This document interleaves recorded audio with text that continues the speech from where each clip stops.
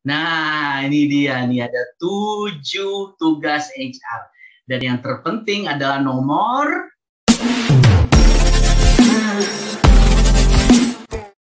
halo bos, best of service. Nah, ini dia teman-teman, 7 tugas HR yang seturut dengan HR Life Cycle. Artinya apa? Ketika sebelum karyawan join organisasi dan bahkan setelah mereka keluar dari organisasi. Oke, yang pertama, bagaimana cara bisnis strategi itu kita terjemahkan ke HR strategi SDM.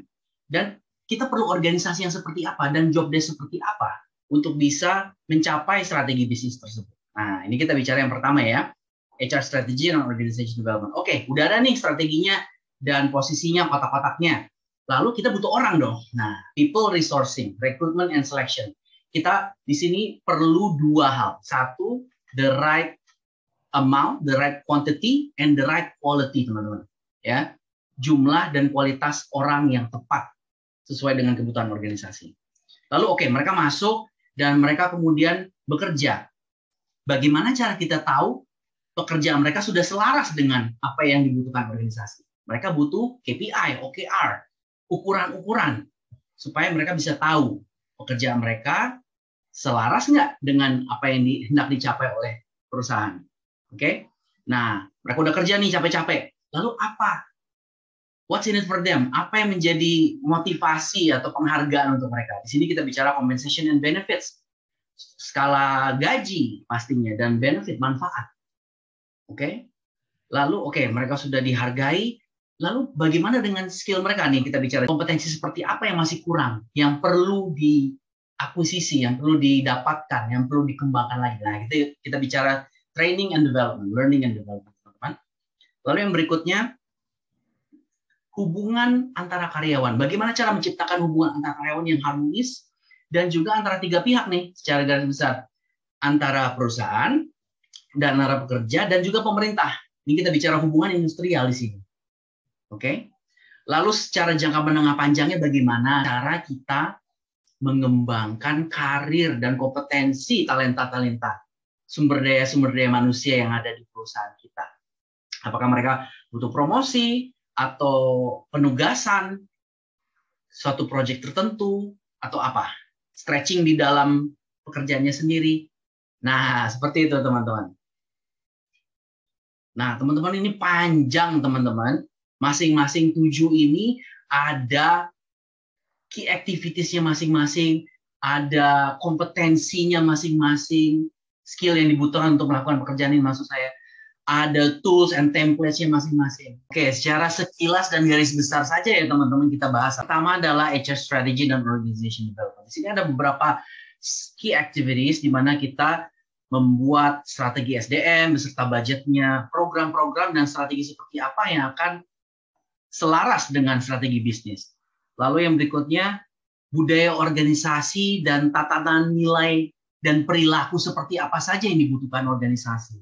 Lalu ukuran-ukuran HR seperti apa yang bisa mengukur keberhasilan fungsi SDM kita.